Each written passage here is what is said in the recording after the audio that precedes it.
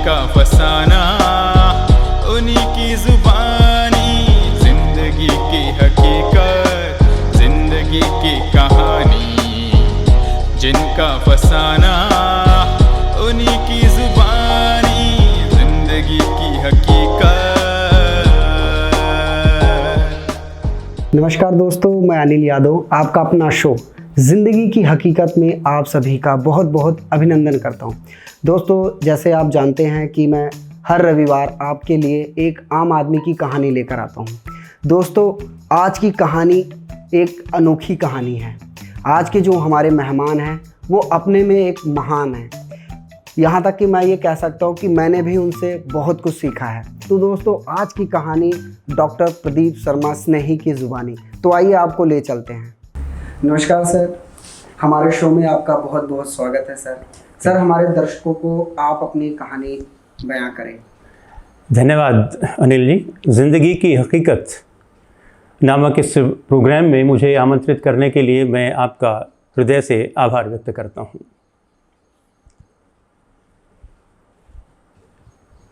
एक साधारण आदमी की कहानी। एक शिक्षक पिता और शिक्षक दादा के यहाँ मैंने जन्म लिया।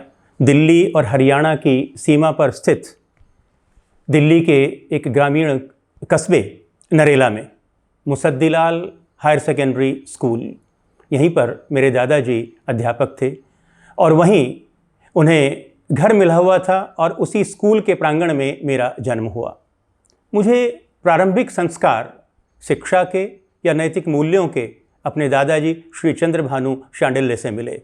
पिताजी अधिकांशतः प्रतिनियुक्ति पर भारत सरकार की तरफ से अफ्रीका के देशों में रहे, तो मुझे दादाजी के साथ ही जीवन के पहले पाठ पढ़ने का सुअवसर मिला।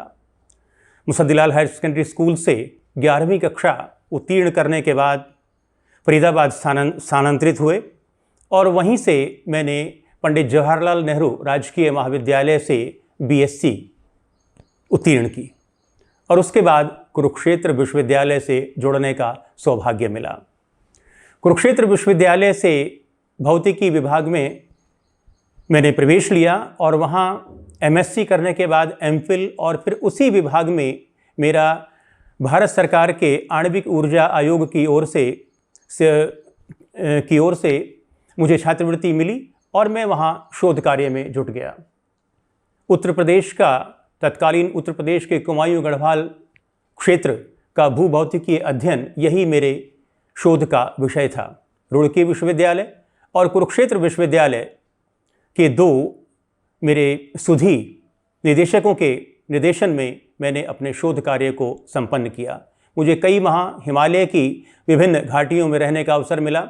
टोंस घाटी, यमुना घाटी और इसके अतिरिक्त भागीरथी वैली और वहाँ रॉक सैंपल कलेक्शन के साथ साथ मैंने वहाँ के रीति रिवाजों का भी गहन अध्ययन किया। कुरुक्षेत्र विश्वविद्यालय में भले ही मैं भौतिकी विभाग से जुड़ा हुआ था, लेकिन मुझे मेरे दादाजी के दिए हुए हिंदी के संस्कार मेरे रोम रोम में व्याप्त थे। मुझे सुअवसर मिला भौतिकी विभाग के पास ही स्थित हिंदी विभाग में वहाँ के कार्यक्रमों से जुड़ने का, वहाँ के मित्रों से जुड़ने का और मैंने भौतिकी विभाग में अध्ययन के साथ साथ हिंदी के प्रति जो मेरा अनुराग था, धीरे धीरे वह परवान चढ़ने लगा और मैंने थोड़ा बहुत लिखना भी आरंभ कर दिया। सौभाग्य से कुरुक्षेत्र विश्वविद्यालय से PhD करने के बाद, भूभौतिकी में PhD करने के बाद वहीं मेरी नियुक्ति कुरुक्षेत्र विश्वविद्यालय के भौतिकी विभाग में अस्थायी प्राध्यापक के रूप में हो गई। 2 वर्ष मुझे कुरुक्षेत्र विश्वविद्यालय में अध्यापन का सुअवसर मिला। कुरुक्षेत्र विश्वविद्यालय की विभिन्न गतिविधियों से Kurukshetra university social service league, राष्ट्रीय सेवा योजना के अतिरिक्त रोटरी क्लब और बहुत सारी संस्थाओं से जुड़ने का अवसर मिला और बहुत कुछ सीखने का अवसर मिला। 2 वर्ष के बाद अम्बाला के श्री आत्मानंद जैन कॉलेज में मेरी नियुक्ति स्थायी प्राध्यापक के रूप में हो गई। हरियाणा की प्राचीनतम इस महाविद्यालय में उस समय श्री TR जैन प्राचार्य थे और उनसे मुझे बहुत कुछ सीखने का सुअवसर मिला। कॉलेज का सौभाग्य से मुझे कॉलेज में आने के 2 वर्ष बाद ही कॉलेज का गोल्डन जुबली समारोह, जिसके साथ मैं प्राचार्य TR जैन जी के साथ जुड़ा और मुझे कॉलेज के बारे में जानने का, कॉलेज के इतिहास के बारे में जानने का, इसके गौरवशाली इतिहास के बारे में जानने का सुअवसर मिला। 20 वर्ष अंत तक विभिन्न क्षेत्रों में अपनी पढ़ाई के साथ साथ विद्यार्थियों को विद्या प्रदान करने के साथ साथ मैंने कॉलेज में कार्य किया और संभवतः इसी के परिणाम स्वरूप कॉलेज की प्रबंधन समिति ने 2009 में मुझे प्राचार्य का दायित्व सौंपा और मैं इसे अपना सौभाग्य कहूँगा कि मैं 9 वर्ष मैंने ये प्राचार्य का दायित्व इस महाविद्यालय में निभाया। मेरे सुधी साथी, मेरे टीचर्स, नॉन टीचिंग के साथी और सभी वर्ग के लोगों का अकल्पनीय सहयोग मिला और इसी का सुपरिणाम था कि कॉलेज ने आशातीत प्रगति की। इसके साथ साथ मेरी जो रुचि रही और विद्यार्थियों को भी मैंने प्रेरित किया कि हम आए हैं न केवल अपने लिए, हम समाज को क्या दे रहे हैं। हम शिक्षा प्राप्त कर रहे हैं, नौकरी करेंगे, अपना जीवन यापन करेंगे, लेकिन इसके साथ साथ हम समाज को क्या दे पा रहे हैं या क्या दे रहे हैं, हमें क्या देना चाहिए। समाज सेवा के प्रति जज्बा मेरे अंदर स्वयं भी, मेरे दादाजी ने जो रोपित किया था, मैंने उसे अपने विद्यार्थियों में भी पल्लवित करने का प्रयास किया और मैं इसमें पूर्णतः सफल रहा। कॉलेज में लगने वाले कितने ही रक्तदान के कैंप्स हमारे कॉलेज में लगे, हज़ारों विद्यार्थियों ने, मैंने अपने शिक्षकों के साथ साथ, अपने कॉलेज के नॉन टीचिंग कर्मचारियों के साथ साथ मैंने स्वयं भी आगे बढ़कर ये कोशिश की कि उन विद्यार्थियों के साथ साथ मैं भी जब तक मेरा स्वास्थ्य ठीक है मैं रक्तदान करूं और मैं इसमें पूर्णतः सफल रहा। विद्यार्थियों में एक समाज सेवा का जज्बा भरने में मैं पूर्णतः सफल रहा। इसके साथ साथ क्योंकि हिंदी के अपने साथियों से मुझे कुछ प्रेरणा मिली, कुछ दादाजी से प्रेरणा मिली, मैं साहित्य के प्रति भी जो बीजारोपण मेरे मन में मेरे दादाजी ने किया था, धीरे धीरे कुछ कुरुक्षेत्र विश्वविद्यालय में रहकर और कुछ शिक्षक के रूप में अम्बाला में आकर उसका पल्लवन हुआ। हरियाणा साहित्य अकादमी से के सौजन्य से 3 पुस्तकों का अनुदान मिला प्रकाशन के लिए और उसके साथ साथ अन्य भारत भर की विभिन्न जितने भी समाचार पत्र हैं, राष्ट्रीय स्तर के, राज्य स्तर के और पत्रिकाएं हैं। 1977 में जब मैं अपने पूज्य पिताजी स्वर्गीय श्री आसाराम जी के पास से पूर्वी अफ्रीका की यात्रा कर लौटा और कुरुक्षेत्र में प्रवेश लिया एमएससी में और उसके बाद एमफिल के बाद जब मैं पीएचडी में आया तो मैंने जो यात्राएं की, पूर्वी अफ्रीका की यात्राएं और उसके साथ साथ हिमालय की यात्राएं, उन सभी को मैंने एक पुस्तक के रूप में पिरोया जिसे हरियाणा साहित्य अकादमी ने प्रकाशित किया, किलिमंजारो से हिमालय तक। और उसके बाद एक के बाद एक मेरी कोशिश रही कि कुछ ऐसी पुस्तकें आएँ। खाली पुस्तक लिखना मेरा उद्देश्य नहीं था, कि समाज में जागरूकता पैदा हो, जो ढहते नैतिक मूल्य हैं उनकी पुनर्स्थापना हो, इस महिलाओं के प्रति जो हो रहा है इस देश में उसके प्रति एक जागरूकता पैदा हो, एक सकारात्मक दृष्टिकोण बने समाज का, यहाँ के लड़कों का लड़कियों के प्रति उनके विचार बदलें, उनके प्रति एक सम्मान की भावना हो। तो मेरी कोशिश ये रही कि जो भी कुछ लिखा जाए, चाहे वो लघु कथा हो, कविता हो या कहानी हो, कि वो स्वदेश्य हो, क्योंकि साहित्य समाज का आईना होता है और साहित्य लिखने की सार्थकता इसी में है कि हम साहित्य में जो लिखा जाए, साहित्य एक निरूपण करे कि समाज में जो हो रहा है और उसका सलूशन भी दे। खाली लिखना ही नहीं, उसमें हम क्या कर सकते हैं, हमारा समाज क्या कर सकता है। आज के समय में जो कुछ हो रहा है, नकारात्मकता ऐसा नहीं है, सब कुछ बहुत अच्छा भी हो रहा है इस देश के अंदर, बहुत सारे लोग अच्छे कार्यों में जुटे हुए हैं। तो मेरी कोशिश रही कि मैं अपने साहित्य के माध्यम से सामाजिक विद्रूपताओं के प्रति समाज को जागरूक करूं, विद्यार्थियों को जागरूक करूं और समाज के अन्य लोगों को जागरूक करूं। मैं कितना सफल रहा हूं ये मैं नहीं जानता, लेकिन मेरी कोशिश अपने विद्यार्थी जीवन से जो मैंने शुरू की थी 1977 में कुरुक्षेत्र विश्वविद्यालय में आकर, वो 1987 से लेकर और 2016 तक मैं अम्बाला के श्री आत्मानंद जैन कॉलेज में रहा, यहाँ भी लगातार जारी रही। और 2016 से 2019 तक मैंने चौधरी देवीलाल चौधरी देवीलाल संस्थानों में सेवा की 3 वर्ष तक, और वहाँ भी मेरा विद्यार्थियों को यही संदेश रहा और मेरी वहाँ भी पूरी कोशिश रही कि विद्यार्थी एक अच्छे व्यक्ति के रूप में परिणत हों, इस देश में 1947 के बाद साक्षरता की दर बढ़ी है, शिक्षित लोगों की संख्या बढ़ी है, लेकिन अच्छे आदमियों का निरंतर अभाव होता चला गया है। आज हमारे विद्यार्थी इस कमी को पूरा कर सकते हैं, हमारे देश के युवा इस कमी को पूरा कर सकते हैं। आवश्यकता है उन्हें अच्छे व्यक्ति के रूप में परिणत होने की। विद्यार्थी अच्छे व्यक्ति के रूप में परिणत होंगे तो ये देश तरक्की करेगा, हमारा और विश्व तरक्की करेगा। हमारी जिस भी इकाई में हम कार्य करेंगे वो इकाई तरक्की करेगी। तो मेरा पूरा विश्वास है कि मैं अपनी रचना सेवानिवृत्ति के बाद मैं सेवानिवृत्त नहीं हुआ हूँ। भले ही कॉलेज से सेवानिवृत्ति हो गई हो, लेकिन मेरा लेखन का कार्य बदस्तूर जारी है। सामाजिक सरोकारों से निरंतर रूप से मैं जुड़ा हुआ हूँ और औरों से भी मैं आह्वान करता हूँ कि सेवानिवृत्ति के बाद भी लोग ये न समझें, निराश जीवन से न हों, बल्कि एक ये नई पारी खेलने के लिए तैयार रहें। समाज को कुछ दें, समाज को और कुछ दें, जो पहले दिया है उसके अतिरिक्त कुछ दें।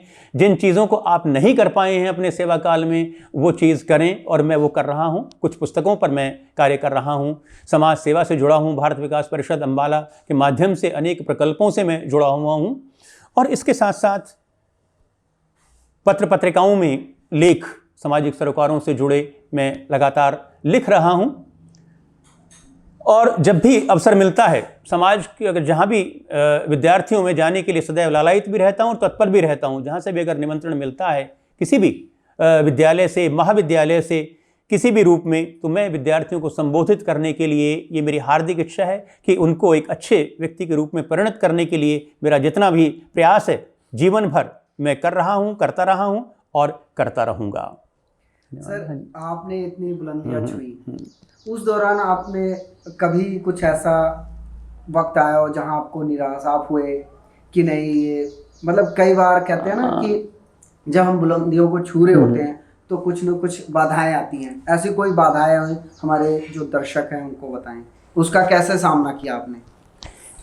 हाँ, कई बार कुछ मुझे थोड़ा सा महसूस हुआ कॉलेज में आने के बाद। उस समय मेरी इच्छा यह थी पहले कि मैं विश्वविद्यालय में रहकर ही, क्योंकि विश्वविद्यालय का फलक विस्तृत होता है, और कुरुक्षेत्र विश्वविद्यालय में 10 वर्ष रहते हुए एक विद्यार्थी के रूप में, एक शोधार्थी के रूप में, एक अध्यापक के रूप में मैंने बहुत ही सक्रिय जीवन जिया, और मेरी इच्छा थी कि मैं वहीं रहकर स्थायी अध्यापक के रूप में कार्य करूं, लेकिन अवसर नहीं मिल पाया। जीवन में एक निराशा ने घर किया और मैं एक बार जीवन से निराश हो गया। लेकिन इस समय मेरे रेस्क्यू पर आए मेरे जो शोध निर्देशक हैं डॉक्टर प्रोफेसर नंदलाल जी, उन्होंने कहा कि आप जहाँ भी रहें, आवश्यक नहीं कि विश्वविद्यालय में रहें, आप जिस भी क्षेत्र में जाएं, अच्छा कार्य करें, समर्पण भाव से कार्य करें, तो सफलता आपके वहीं कदम चूमेगी।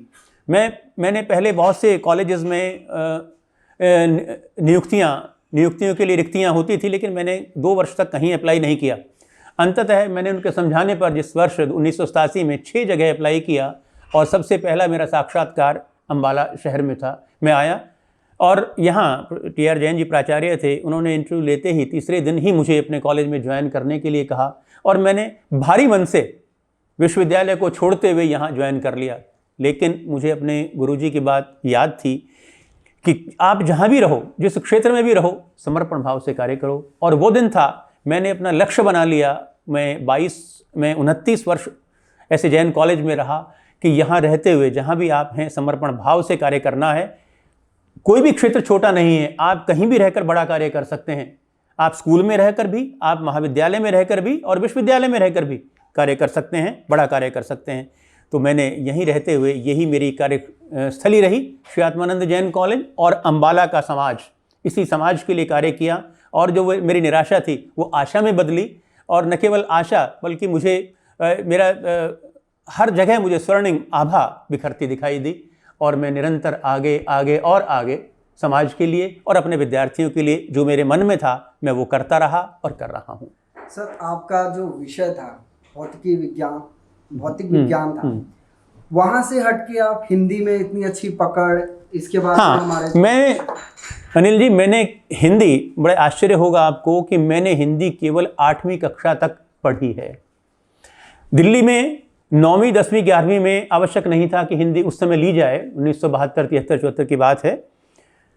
लेकिन मुझे शुरू से ही पत्र पत्रिकाएं, मैं अपनी कॉलेज स्कूल की लाइब्रेरी का नियमित रूप से मैं वहाँ जाता था। नई पत्रिकाओं की सुगंध मुझे लालायित करती थी। नए अखबारों की मैं 11 वर्ष की अवस्था में मैंने अपने घर में अखबार अपने पैसों से शुरू कराया, और वो जो आदत बनी, जो पढ़ने से, मैं समझता हूँ पढ़ने से मैंने बहुत कुछ सीखा। कुछ दादाजी के संस्कार थे, हिंदी के प्रति अनुराग, और कुछ पढ़ने से धीरे धीरे धीरे विश्वविद्यालय में आकर मैंने इस शौक़ को बरकरार रखा। मैंने अपनी मनोभावनाओं को सबसे पहले समाचार पत्रों में पत्रों के माध्यम से निरूपित किया। जो मेरे मन में भावनाएं होती थी समाज के प्रति, समाज की विद्रूपताओं के प्रति या किसी और समस्या के प्रति, मैं लेटर टू द एडिटर्स, सभी समाचार पत्रों में, हज़ारों पत्र मैंने समाचार पत्रों में लिखे। और उसके बाद एक बार मेरे एक मित्र ने, आजकल वो इंडियन ऑयल में हैं, मैं जब पूर्वी अफ्रीका पिताजी के पास से लौटा, मैं उनको पत्र लिखा करता था। उन्होंने कहा कि आप इसको क्यों नहीं यात्रा वृत्त के रूप में कहीं भेजते। तो मुझे बड़ी हंसी आई, कहाँ समाचार पत्र में मेरा लेख छप पाएगा। और 1977 MSc में प्रवेश लेने से कुछ माह पहले मैंने नवभारत टाइम्स, उस समय देश का बहुत ही प्रतिष्ठित, आज भी है Navbharat times, times of India का हिंदी का, मैंने उसमें उस यात्रा वृत्त को हाथ से लिख करके और भेज दिया। टाइप की सुविधा भी मेरे पास नहीं थी।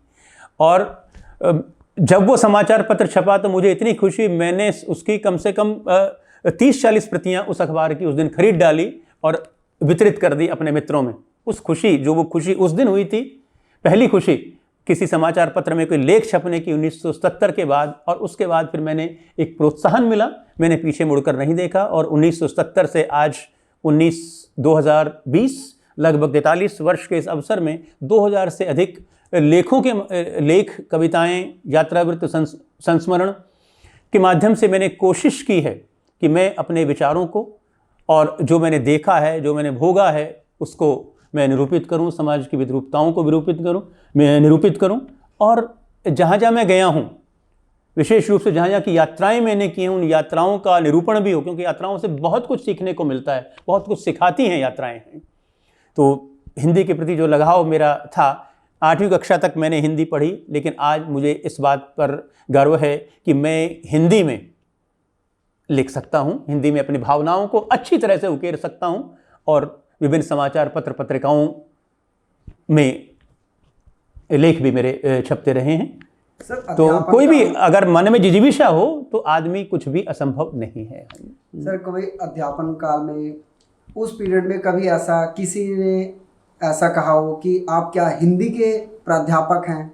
हाँ, कुछ घटना, ये एक घटना है। हम दिल्ली में एक आंदोलन चल रहा था, ये 1998 की बात है। शिक्षकों का एक आंदोलन चल रहा था। हम प्रदर्शन के लिए दिल्ली गए हुए थे और दिल्ली से लौट रहे थे। मेरे कुछ साथी थे, अब वो नहीं हैं, डॉक्टर राजेंद्र, GMN कॉलेज के।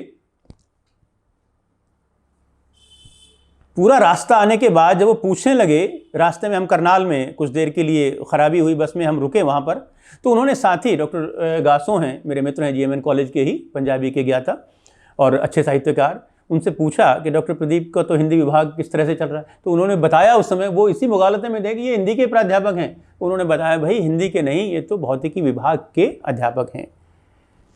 तो ये एक बड़ी घटना मुझे बड़ा वो होता है, लेकिन मैं इस बात का मुझे संतोष रहा, भले ही हिंदी के प्रति लगाव रहा हो, लेकिन क्योंकि विज्ञान अंग्रेज़ी में ही है, विज्ञान की पुस्तकें अभी भी अंग्रेज़ी में ही हैं, और मुझे अपनी कक्षा में, मैं इस बारे में मुझे इस बात का बड़ी खुशी है कि जो इंग्लिश में था, तो मेरी कोशिश रहती थी कि मैं अपनी विज्ञान की कक्षा में एक भी शब्द हिंदी का न बोलूं, और बाहर आकर मेरी कोशिश रहती थी कि मैं एक भी शब्द इंग्लिश का ना बोलूं, कि हिंदी मेरी मातृभाषा है, मुझे इससे लगाव है, प्यार इंग्लिश से भी है, कोशिश रहती है कि अच्छा बोलने की, अच्छा करने की, लेकिन अपनी भाषा के प्रति जो मेरा लगाव है, मैं अपने दस्तखत हिंदी में करता हूँ। मेरी शादी का जो मैंने अपना हिंदी में छपवाया था, जो मेरा विवाह का निमंत्रण पत्र था, सब कुछ हिंदी में मेरी कोशिश रहती है। और अपने साथियों को भी प्रेरित करता हूँ कि अपनी भाषा से लगाव रखो, क्योंकि भाषा के प्रति जो लगाव जिसका नहीं है, मैं उसको मानता नहीं कि उसको अपने देश के प्रति भी प्यार है। भाषा के प्रति लगाव बहुत आवश्यक है, तो आज भी मेरा ये लगाव बरकरार है। सर, कई बार क्या होता है, जैसे जो विज्ञान है वो ज़्यादातर इंग्लिश में लिखा होता है, हाँ, इंग्लिश और कुछ ऐसे स्टेट है जैसे राजस्थान हो गया, यूपी, बिहार, वहाँ पे ज़्यादा हिंदी को ज़्यादा प्रेफर करते हैं। मैं हाँ ठीक है। उसके मतलब कुछ आप कहने नहीं मानता हूं मैं इस बात को, और मैं इस बात से सहमत हूं, लेकिन हमारे देश में अभी ऐसी स्थिति नहीं आई है। अगर आप रूस चले जाएं तो कोई भी विज्ञान की पुस्तक वहां आपको इंग्लिश में नहीं मिलेगी, वहां रशियन में मिलेगी। हाँ, आप जर्मनी चले जाएं, जर्मनी में मिलेगी, चाइना चले जाएं, चाइनीज़ में मिलेगी, जापान में जापानीज़ में मिलेगी। और वो पहले जो भी हमारे विद्यार्थी वहाँ जाते हैं, पहले वो रशियन सीखते हैं, जर्मन सीखते हैं, चाइनीज़ सीखते हैं, या दूसरी जिस देश में जाते हैं। लेकिन हमारे देश में अभी ऐसा नहीं है, कारण कि पुस्तकें, एक तो हमारी जो नीति है, सभी सरकारों ने अभी ये नीति नहीं अपनाई है कि हम अपनी भाषा के अंदर, या इतना सशक्तिकरण नहीं हुआ है कि हिंदी के अंदर ही हमारी ऐसी पुस्तकें हों। उच्च कोटि की पुस्तकों का विज्ञान में अभी भी हैं, छपी हैं, बहुत सी छपी हैं, लेकिन अभाव है। तो मैं तो भगवान से प्रार्थना करता हूँ, चाहना है मेरी कि एक ऐसा दिन आए कि जब हम सभी कुछ, हमारा चाहे विज्ञान हो या कोई भी हो, वो हिंदी भाषा में हो और दूसरे देश के लोग उसको अनुदित करें अगर उनको पढ़ना है। हाँ, भाषा अंग्रेजी भी आनी चाहिए और भी भाषाएं आनी चाहिए, आप उनका ज्ञान भी तो प्राप्त कर सकते हैं ना जो उनके द्वारा लिखा गया है, लेकिन अपनी भाषा के प्रति अनुराग होना चाहिए। मेरे युवा मित्रों, निश्चित रूप से जीवन में आप सभी कोई ना कोई लक्ष्य बनाते हैं और उस लक्ष्य की प्राप्ति के लिए सतत प्रयास करते हैं। मेरा आपसे गुजारिश ये है कि उस लक्ष्य की प्राप्ति में आप सफल हों, बहुत अच्छी बात है। और कई बार किन्हीं कारणों से सफलता न भी मिल पाए तो जीवन से निराश नहीं होना है और दोबारा प्रयास करना है। वो लक्ष्य न सही और लक्ष्य, छोटे छोटे लक्ष्य आपको मिल जाएंगे। मैं दो उदाहरण, एक अपने जीवन से और एक अपने प्रिय विद्यार्थी के जीवन से देना यहां समीचीन समझूंगा। 10+2 उन दिनों नहीं थी, प्री इंजीनियरिंग थी। मैंने प्री इंजीनियरिंग किया और मेरे 59.9% अंक आए और मेरी हार्दिक इच्छा एक इंजीनियर बनने की थी। मैंने प्रयास किया। पंजाब इंजीनियरिंग कॉलेज में उन दिनों प्रतियोगी परीक्षाएं नहीं होती थी और अंकों के आधार पर प्रवेश होता था। कई दिन तक मैंने इंतजार किया और अंततः 61.6% पर आकर वो सुई रुक गई और मैं पंजाब इंजीनियरिंग कॉलेज के लॉन में अपने साथियों के साथ बैठा हुआ निराशा के गर्त में डूबता चला गया। प्रवेश नहीं हुआ, घर लौटा फरीदाबाद तो कई दिनों तक न कुछ खाने का मन था, न पीने का मन था, लगा जैसे सब कुछ समाप्त हो गया है। लेकिन उसके बाद मेरे दादाजी ने एक बार मुझे कहा कि तुम्हारी हार्दिक इच्छा इंजीनियरिंग में जाने की थी और तुम्हें वो नहीं मिल पाया लक्ष्य, तो दोबारा प्रयास करो और अगर इंजीनियरिंग नहीं तो और बहुत सारे क्षेत्र हैं। तो मैंने उसके बाद अपने आप को संभाला, बीएससी में प्रवेश लिया, खूब मेहनत की, बीएससी किया, एमएससी किया, एमफिल किया, बहुत अच्छी छात्रवृत्तियां ली, भारत आणविक आयोग की, भारत सरकार के आणविक आयोग से पीएचडी किया और उसके बाद अध्यापक और फिर मुख्य अध्यापक प्राचार्य का पद का दायित्व मिला। मेरे विद्यार्थी तब मुझे लगा और मैंने अपने क्षेत्र में बहुत कुछ किया जो मेरे से संभव बन पड़ा। मैंने उस निराशा को झटक न दिया होता उस दिन तो मेरा औसत करियर रहा होता। तो मैं आपको भी यही संदेश है कि अपने जीवन से कभी निराश न हो, भले ही वो लक्ष्य, इच्छित लक्ष्य न मिले, आप दूसरे लक्ष्य की ओर बढ़ चलें और उस क्षेत्र में खूब मेहनत करें। एक एग्जाम्पल है, मेरा एक प्रिय विद्यार्थी बीएससी में मेरा विद्यार्थी था, बहुत अच्छे अंक उसके बीएससी में नहीं आए। उसके बाद उन्होंने एक विद्यालय में शिक्षक के रूप में अपनी भूमिका का निर्वाह करना आरंभ किया, लेकिन सफलता नहीं मिली, स्थायी रूप से उनकी कहीं नियुक्ति नहीं हो पाई। लिखने का उनको शौक था, एक छोटे से अखबार में अम्बाला के वो लग गए और उन्होंने लिखना शुरू किया। कई बार मुझे दिखाते लाते मैं बड़ा खुश होता, लेकिन मैंने उनको एक सुझाव दिया, अगर आपकी रुचि लिखने में है और आपको इसी क्षेत्र में आगे बढ़ना है तो कोई ना कोई कोर्स आपको पत्रकारिता का करना पड़ेगा, तभी सफलता मिलेगी।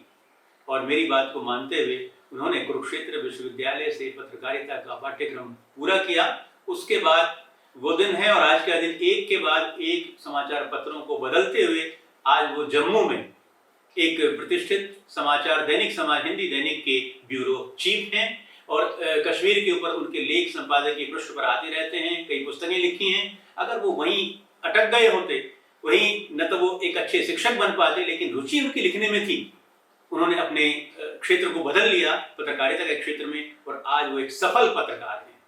तो मेरा आपसे गुजारिश ये है कि कभी भी जीवन से निराश ना हो। जीवन में बहुत सारे क्षेत्र हैं, आपके अंदर प्रतिभा है, भगवान ने जिसको इस पृथ्वी पर भेजा है उसमें कोई ना कोई प्रतिभा विद्यमान है। उस प्रतिभा के साथ न्याय करें, एक क्षेत्र में न सही तो दूसरे क्षेत्र में सफलता आपको अवश्य मिलेगी।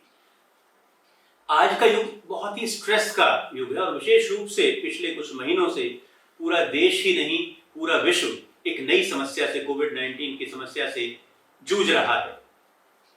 प्रिय मित्रों, प्रिय युवाओं और विशेष रूप से विद्यार्थियों, सब आपके लिए बहुत ही स्ट्रेस का समय रहा है, न केवल आपके लिए बल्कि माता पिता के लिए।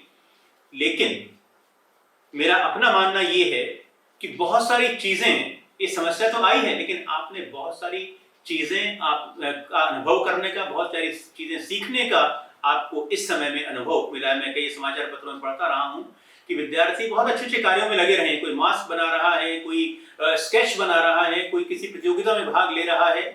तो इस स्ट्रेस से बाहर निकलने का सबसे बड़ा तरीका है कि अपने आप को व्यस्त रखो, अपने आप को किसी न किसी अच्छे कार्य में इन्वॉल्व रखो।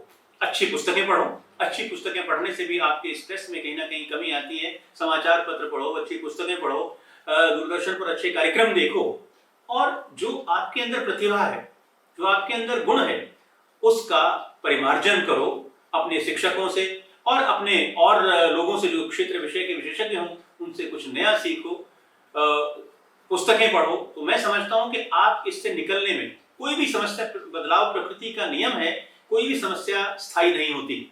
अगर समस्या आई है तो एक मनुष्य तो एक बौद्धिक प्राणी है, निश्चित रूप से कुछ समय में, कुछ महीनों में या कुछ सालों में इसका समस्या का निराकरण होगा। तब तक आप सावधान रहें, अपने आप को एक संयम रखें, साहस से काम लें, स्वयं अपनी भी सहायता करें और दूसरों की सहायता के लिए भी कटिबद्ध रहें। बहुत से लोग बड़ी समस्या में हैं, आप अपने से नीचे देखिए, आप तो बच्चे घरों में बैठे हैं, लेकिन कई ऐसे लोग हैं जो पीड़ित भी हैं, उनके परिवार, उनको खाने के लिए भी समस्याएं हैं। तो मैं समझता हूं कि ये वो दिन दूर नहीं है जब हम सभी अपने सभी के सहयोग से, अपने राष्ट्र के, अपने देश की सरकार के सहयोग से और कोरोना योद्धाओं के सहयोग से इस समस्या से निजात पाने में सफल होंगे। तो प्रिय विद्यार्थियों, बिल्कुल निराशा को एक तरफ झटक दो और साहस का संचरण आपके अंदर हो, संयम आपके अंदर हो और एक नया सवेरा आपका इंतजार कर रहा है। बस केवल उन सभी चीजों की पालना करो जो सरकार के निर्देश आपको समय समय पर दिए गए हैं और जब तक भी कहा जाए उनकी पालना करो और घर बैठकर रचनात्मक रूप से उनकी अभिव्यक्ति करें। तो कोई ऐसी बात नहीं है कि आप उसमें सफलता प्राप्त न करोगे। मेरी आपको अनेक शुभकामनाएं और आशीर्वाद। सर, आपके सफलता के पीछे परिवार, कहते हैं ना, हर सफलता के पीछे परिवार का हाथ। हाँ, मैं दो लोगों को विशेष रूप से अपनी सफलता के लिए उत्तरदायी मानता हूँ। सबसे पहले मेरे पूज्य स्वर्गीय दादाजी सुलेखाचार्य पंडित चंद्रभानु शांडिल्य, हिंदी के प्रति अनुराग उन्होंने मेरे मन में उत्पन्न किया और बाद में वो फलीभूत हुआ। और दूसरा मेरा जो सबसे बड़ा सहयोग रहा है, कहते तो हैं कि अर्धांगिनी, लेकिन मैं तो उनको पूर्णांगिनी समझता हूँ, कि श्रीमती अनीता शर्मा स्नेही जो आजकल प्राचार्य हैं देव समाज गर्ल्स कॉलेज की। मैं 2009 से और 2016 तक प्राचार्य रहा जैन कॉलेज में। तो इसकी सफलता का मैं श्रेय उन्हीं को देता हूं क्योंकि मुझे घर के सभी दायित्वों से उन्होंने मुक्त कर दिया था। मैं सिर्फ कॉलेज के दायित्वों को निभाता था, अपने विद्यार्थियों के प्रति अपने दायित्वों को निभाता था, समाज के प्रति अपने दायित्वों को निभाता था, लेकिन घर की सारी जिम्मेदारियां उन्होंने ही निभाई। और मैं अपनी सफलता का, अपने इस प्राचार्य पद के दायित्व की सफलता का सारा श्रेय उन्हीं को देता हूँ। दोस्तों, मैं फिर हाजिर हूँगा एक आम आदमी की कहानी लेकर। तब तक के लिए नमस्कार।